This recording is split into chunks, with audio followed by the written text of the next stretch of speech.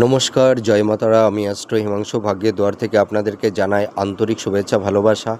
আজ আমি যে প্রেডিকশানটি করতে চলেছি, জাতকেরা হলে ডান হাতটিকে দেখুন এবং জাতিকারা হলে বাঁ হাতটিকে দেখুন। যদি কোনো জাতক জাতিকাদের হাতের রবির ক্ষেত্রে এই ধরনের ড্রাম বা মানে মানে জমরু চিহ্ন, এটাকে বলা হয় মহাদেবের বাদ্যযন্ত্র, ঠিক আছে?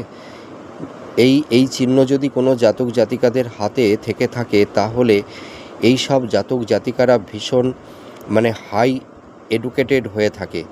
এরা ভীষণ জ্ঞানী এবং ভীষণ ধার্মিক এবং আধ্যাত্মিক। এদের মধ্যে একটা লিডারশিপ মেন্টালিটি দেখতে পাওয়া যায়। এরা যে কোনো সরকারি অনেক বড় উচ্চ পদে এরা আসীন হয়ে থাকেন এবং এরা ভালো দেশনায়ক, ভালো আইএস আইপিএস, ভালো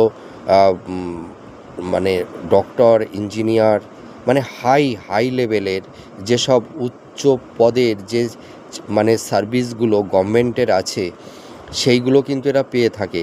এবং এরা ভীষণ একটা মানে এদের মধ্যে ভীষণ একটা ব্যক্তিত্ব, একটা পার্সোনালিটি দেখতে পাওয়া যায়।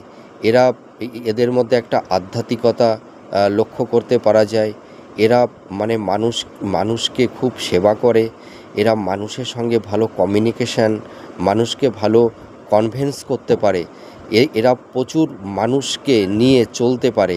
আর এরা জীবনে প্রচুর নাম, যশ, খ্যাতি অর্জন করে থাকে। এরা প্রচুর প্রপার্টির মালিক হয় এবং এরা দেশের দশের মধ্যে খুব নামকরা একজন ব্যক্তি হয়ে উঠতে পারে।